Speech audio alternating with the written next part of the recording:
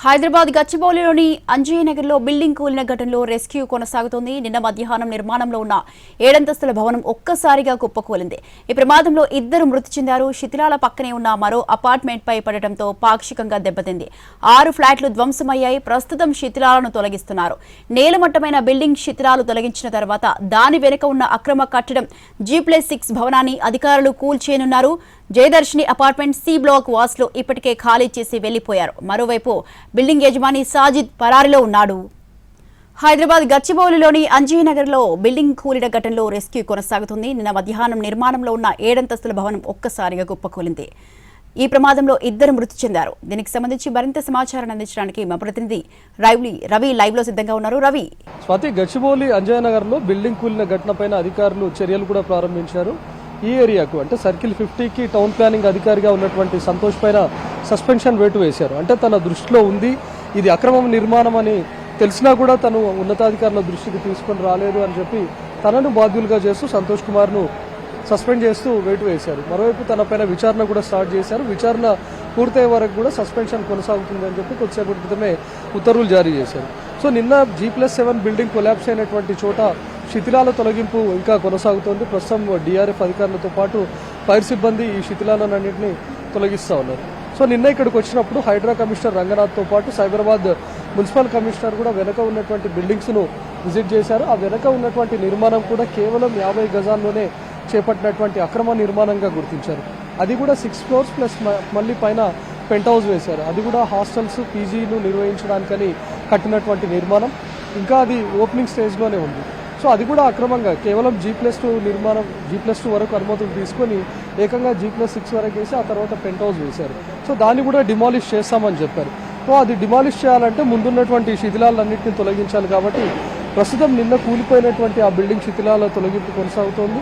ఈ శిథిలాలన్నీ తొలగించిన తర్వాత వెనుక ఉన్నటువంటి బిల్డింగ్ను, దాని వెనక మనకు కనిపిస్తున్నటువంటి బిల్డింగ్లో ఇంకా హాస్టల్ స్టూడెంట్స్ ఉన్నారు. అది రన్నింగ్లో ఉంది. అది నిర్మించి కూడా దాదాపు 5 ఏళ్ళు అవుతుంది. సో ఆ బిల్డింగ్ను కూడా అక్రమంగా నిర్మాణంగా కొనసాగించారు. నిన్న ఆ బిల్డింగ్ ఓనర్కి నోటీసులు కూడా సర్వ్ చేశారు. ఇమీడియట్గా ఖాళీ చేసి వెళ్ళాలి, దాన్ని కూడా డిమాలిష్ చేస్తామని చెప్పారు. ఎంటైర్ ఈ అంజయ్యనగర్ మొత్తంగా కూడా ఎక్కడ చూసినా హాస్టల్స్ కానీ, పీజీ సెంటర్లు, కోలివింగ్ సెంటర్లు, ఓయో రూమ్స్కి అడ్డాగా మారిపోయింది.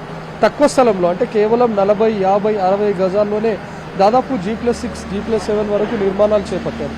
సో ఆ బిల్డింగ్స్ అన్నింటినీ గుర్తించారు ప్రస్తుతం అధికారులు. ఇంకా ఏవైనా అక్రమ కట్టడాలు ఉంటే వాటిని కూడా గుర్తించి పూర్తిగా డిమాలిష్ చేస్తామని చెప్తున్నారు.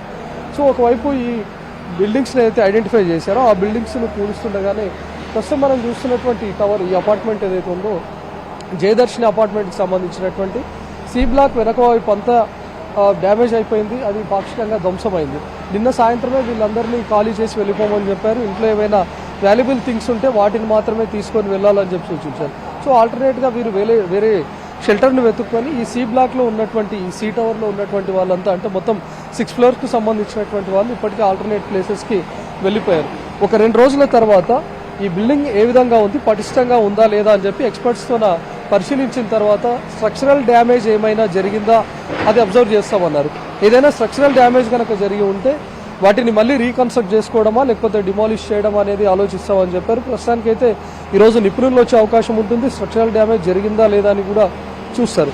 సో ఈ ప్రస్తుతం ఈ శిథిలాల తొలగింపు అంతా కొనసాగేసరికి ఈరోజు సాయంత్రం అయ్యే అవకాశం ఉంటుంది. ఈ శిథిలాల తొలగింపు అంతా పూర్తయిన తర్వాత వెనక ఉన్నటువంటి బిల్డింగ్ను కూడా పూర్తిగా డిమాలిష్ చేస్తారు. ఆ తర్వాత నోటీసులు ఇచ్చి ఆ బిల్డింగ్ను కూడా డిమాలిష్ చేస్తామని చెప్తున్నారు. నిన్న మధ్యాహ్నం ఇన్సిడెంట్ జరిగినటువంటి కేవలం గంట వ్యవధిలోనే 2 మృతదేహాలను వెలికితీశారు. ఆ 2 మృతదేహాలు కూడా మధ్యప్రదేశ్కు చెందినటువంటి వ్యక్తులుగా గుర్తించారు. ఉమేష్తో పాటు మోపత్ అనే వ్యక్తి ఉన్నారు. ఎలక్ట్రీషియన్గా పనిచేస్తున్నటువంటి మోపత్ వెనుక ఉమేష్ అనే వ్యక్తి హెల్పర్గా వచ్చారు. ఆ 2 మృతదేహాలకు ఇప్పటికే పోస్ట్మార్టం పూర్తయిపోయింది. నిన్న సాయంత్రం వరకు ప్రత్యేకమైనటువంటి అధునాతన డివైజ్ల ద్వారా ఇంకా శిథిలాల కింద ఎవరైనా ఉన్నారా, కార్మికులు చిక్కుకున్నారా అని చెప్పి చూశారు. ఎవరూ లేరు అని చెప్పిన తర్వాతనే ఈ శిథిలాల తొలగింపు స్టార్ట్ చేశారు. స్వాతి, అలాగే రవి, ఈ భవనం కూలిన తర్వాత పక్క బిల్డింగ్ లో ఉన్న వారికి ఏమైనా జరిగిందంటారా? ఈ సీ టవర్లో ఉన్నటువంటి దాంట్లో కూడా ఎంటైర్ ఆ బిల్డింగ్ అంతా ఈ అపార్ట్మెంట్ పైన వచ్చి పడిపోయింది. దాంతో ఇందులో 4th ఫ్లోర్లో ఉన్నటువంటి వ్యక్తి తను మాస్టర్ బెడ్రూమ్లోనే ఉండిపోయారు. ఆ మాస్టర్ బెడ్రూమ్లో ఉన్నటువంటి రిటైర్డ్ ఆర్మీ అధికారి రమణారెడ్డి అనే వ్యక్తికి స్వల్పంగా గాయాలయ్యాయి. ప్రస్తుతం అతను హాస్పిటల్లో చికిత్స పొందుతున్నాడు. సో నిన్న 1 o'clock జరిగినటువంటి ఇన్సిడెంట్ అవడంతో చాలామంది మాస్టర్ బెడ్రూమ్లో లేకుండా అప్పటికే లంచ్ చేయడానికని కిచెన్లో ఉండడం, లేకపోతే లంచ్ చేసి వచ్చిన తర్వాత హాల్లో కూర్చొని టీవీ చూస్తున్నటువంటి వాళ్ళు ఉన్నారు. సో దాంతో పెద్ద ప్రమాదం తప్పింది. ఇన్ కేస్ అదే ఇన్సిడెంట్ సాయంత్రం వేళలో కనుక జరుగున్నా, లేకపోతే 2-3 ఆ టైంలో జరిగినా చాలామంది వెళ్ళి పడుకునేటటువంటి అవకాశం ఉంటుంది లంచ్ తర్వాత, కాబట్టి ఇబ్బంది అయ్యే అవకాశం ఉండేది, ప్రాణాపాయం జరిగే అవకాశం ఉంది. ప్రస్తుతం మనం ఇక్కడ ఏదైతే జేసీబీ వర్క్, హిటాచీ వర్క్ చేస్తున్నటువంటి ప్రాంతం ఉందో, ఈ శిథిలాలన్నీ పడినటువంటి ప్రాంతం, ఈ అపార్ట్మెంట్కి ఇది ఒక ప్లే ఏరియా. సాయంత్రం 4 తర్వాత 4 నుంచి 7 గంటల వరకు పిల్లలంతా ఇక్కడే ఆడుకుంటూ ఉంటారు. ఇక్కడ ఉన్నటువంటి బల్లలపైన సీనియర్ సిటిజన్స్ కూర్చుంటారు. చాలామంది వృద్ధులు కానీ మహిళలు కానీ ఇదే ఏరియాలో వాకింగ్ చేస్తుంటారు. ఈ ఇన్సిడెంట్ 4 to 5 మధ్యలో జరిగి ఉంటే ప్రాణాపాయం కూడా పెద్ద ఎత్తున వాటిల్లేదు. ఎగ్జాక్ట్ 1 o'clock ప్రాంతంలో ఈ ప్రమాదం జరిగింది కాబట్టి అక్కడ పిల్లలు ఎవరు లేరు. ఆల్మోస్ట్ నిన్న సాటర్డే కాబట్టి స్కూల్ కూడా చాలా ఎర్లీగా అవుతుంది, 12:30-1కే పూర్తయిపోతుంది. లంచ్ చేసిన తర్వాత పిల్లలు కూడా వచ్చి ఆడుకుంటారని చెప్తున్నారు. అంటే అదే ఇన్సిడెంట్ ఒక గంట తర్వాత 2 o'clock 3 o'clock జరిగినా కూడా చిన్నపిల్లలు కూడా ప్రాణాలు కోల్పోయే అవకాశం ఉండేది. సో లక్కీగా 1 o'clock టైంలో జరిగింది.